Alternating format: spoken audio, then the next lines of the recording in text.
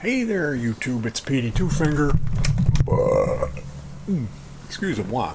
So, no, I'm not Geordie. I've got headphones because I wanted to make a video. I've never done a reaction video. Now, the thing that I don't like about reaction videos is I'm always under the premise that these people have never heard this song before.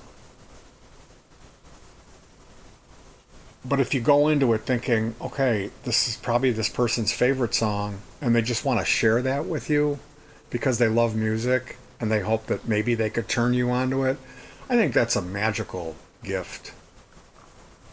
And it's brave of somebody to do that. Like if somebody tries to turn you on to music and you don't listen to it, that's the worst thing you could ever do to somebody. At least give it a shot. I mean, there's the fast forward button if you can't take it. You may end up realizing that music is universal, and if one person thinks it's good, there's got to be some value to it. Who knows? It may turn into be something that changes your life.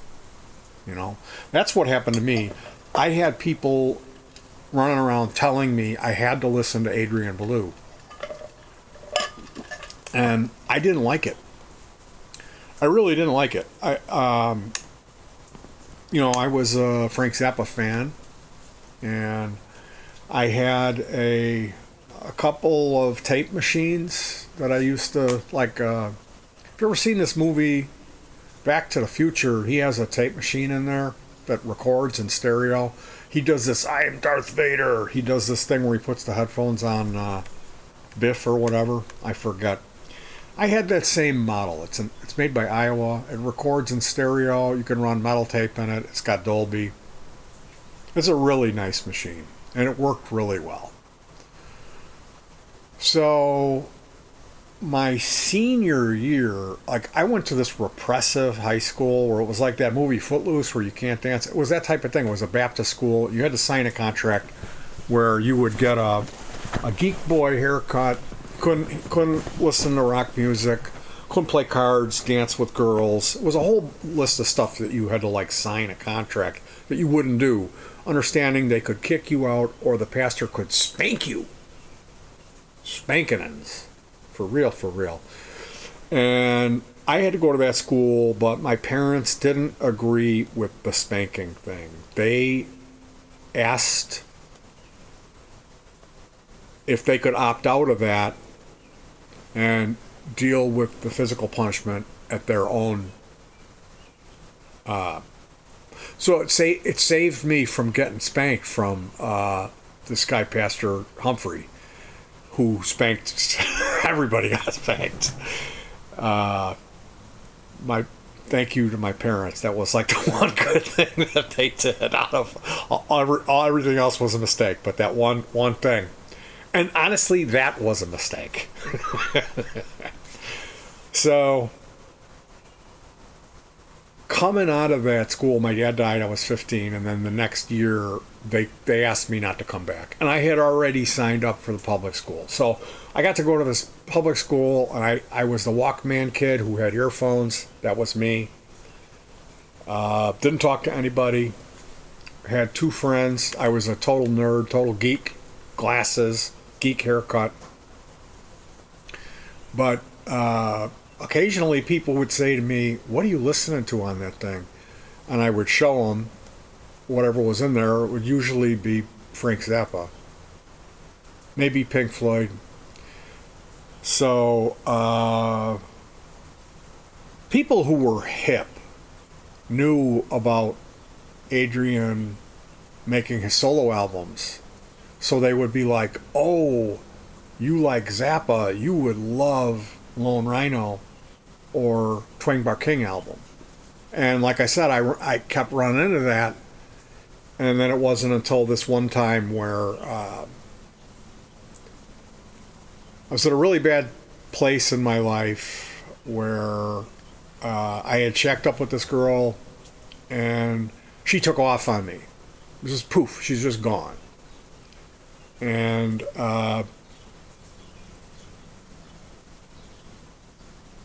I made it for about a month before everything just closed in on me. But in that month, I would go to this guy, Daryl. I would go to his house. He had a crate full of records and a stereo with 15-inch speakers, triaxles, like big giant speakers, like Sansui's or something. And he had a realistic linear turntable. Now this is one where the needle, you have to close. This is like lid system where you like insert the record, and then this needle goes across it. There's like a bar that runs across the top, and the cartridge goes like it's not on an arm like a normal turntable. And this linear turntable, the fast forward and rewind didn't work on it. So if you put on an album, you had to hit play up until you hit eject and took it off. And this guy didn't really have, he only had progressive rock. He only had like Genesis, Yes, maybe he had a Canned Heat record, and it was like, Carole King, Tapestry, maybe it was Todd Rundgren. I really don't remember. I just remember, like, I went through everything I wanted to hear on the first night, and then there was stuff I hadn't heard, and he had Twang Bar King. That was the one album that he had that I had never heard. So I started listening to the title track of Twang Bar King, but it's the last song on the first side. So by the time, like, I'd get off of work and I would just go to this guy's house. Maybe I'd come home and have some food, and then I would go over to this guy's house because he lived next door. And he was cool. I asked him for permission, and I put Twang Bar King on, and I did that every day for a month. I just listened to Twang Bar King until Daryl completely lost his mind. He came out of his room like, if I hear Adrian Belew one more time, like, he picked me up and threw me out of his house, over all the decorative bush in the entryway and everything, and I thought I broke my rib when I landed. It was pretty bad. Kita Bobitin. So by the fourth day, like I said, those songs were not the Twang Bar King song. It was the other songs started playing in my head when I was at work, because it was weird. That was weird music. The Adrian Belew, it was weird. Didn't sound like anything I'd ever listened to. There were times where it sounded like snake charmer music. It's like, like, what is this? Like a reed instrument, kind of, but it's a guitar, and it's like, like he's snake charming. And I'm like, it was like mind-meltingly musical. Like, it was like nothing I had ever heard. The rhythms and the whole thing, the production, like it was like, by the fourth day, I was like melted when I would listen to it. I would just be like, oh. So I'm a huge Adrian Belew fan, and I've given people discs and seen them go like, we're not going to put this on at the party tonight. And I'm like, I'm not asking you to. Just at some point, can you try to listen to it? Like, this music changed my life. I don't know what to tell you. It's like, it's the best music I've run into out of all music is Adrian Belew. I like his solo stuff better than anything. I mean, I really like the Bears. I really like the Psychodots. I really like Rob Fetters and Bob Neiswanger and Chris Arducer, who worked with him as the Bears. And I love Rob's solo stuff, and I love the Psychodots music. But there's something really special about Belew. And we're going to check out a piece of music. This is off his not his most recent album. We're going to listen to, I'm going to do a reaction video to a piece of music. It's the last song on Popsided. Like Lopsided, pop side of this. Is Adrian Belew's pop album. And this came out, I want to say like 4 years ago. And we're 2026, so it's probably 2022.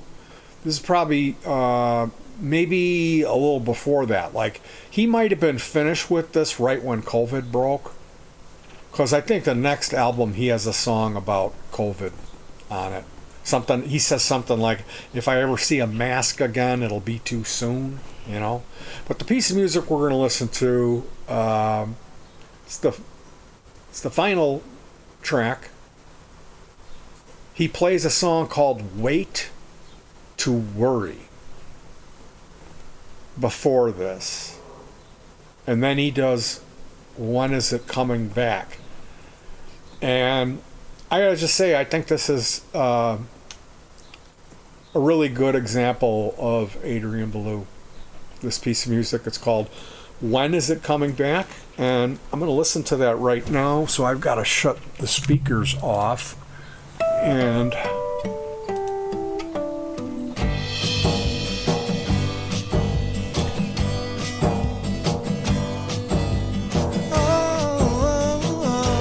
seems so long ago. Seems so long ago. When is it coming back to me? When is it coming back?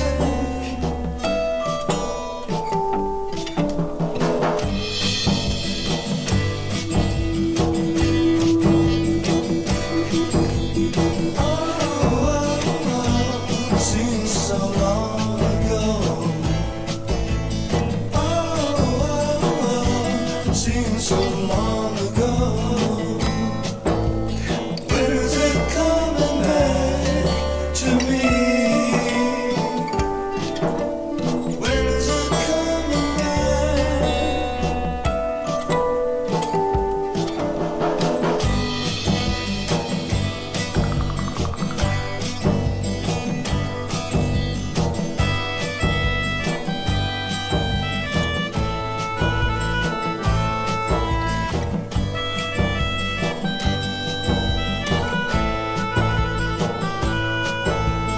When is it coming back to me? When is it coming back?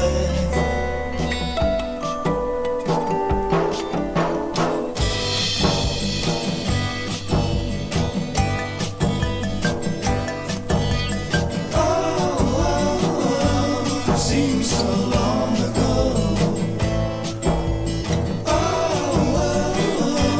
Seems so long ago.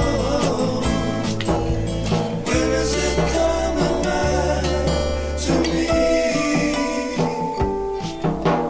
When is it coming back? When is it coming back?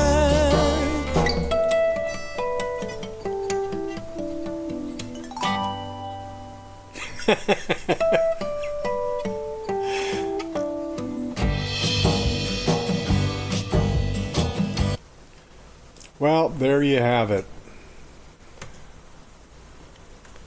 The great Mr. Music Head himself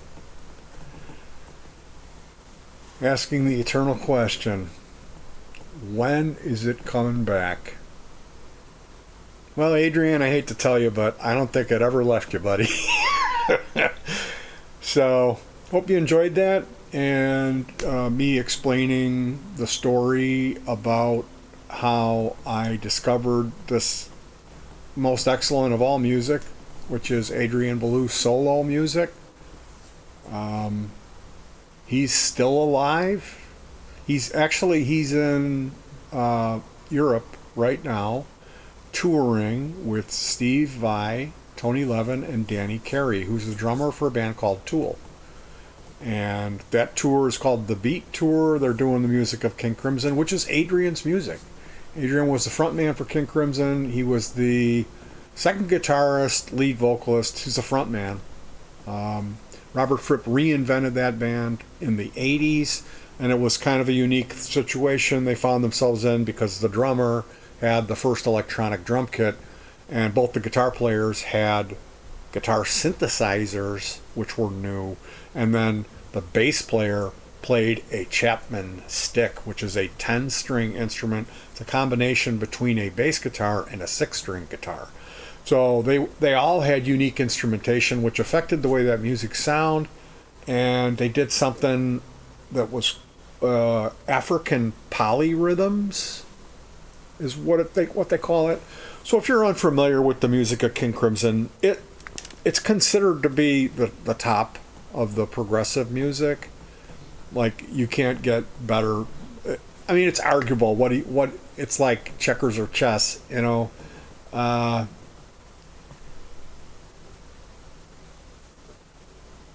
Where are you going to find the better musicianship? It's the same drummer, which is interesting because they had Bill Bruford, who was in Yes.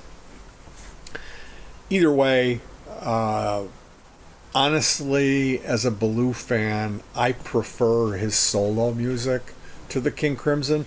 But I think I'm more unique in that. It seems to be most Adrian Belew fans are more crazy about the King Crimson, which is what I think the heart of the matter lies in the fact that there's just numerically a lot more King Crimson fans than there are Adrian Belew solo fans. So it's interesting because there was a film, Guardians of the Galaxy, and they had an alien in that movie that was really weird, like a weird alien. He spoke English, but in the outtakes for that movie, there are scenes where they're talking about their favorite music, and he says Adrian Belew specifically not with King Crimson, but his solo career. And I was like, oh. The only other person that gets it is this weirdest alien on Guardians of the Galaxy. So when you're in that club, I guess there's a certain exclusivity, sense of gatekeeping that comes along with that. And that's the one side of being any type of specific genre of music fan or band fanage, where it really gets unfortunate when people are gatekeepy about it. So yeah, Adrian Belew music, really good stuff. Gatekeeping. I'll see you guys over at Rocktails. Peace. Hug your pets.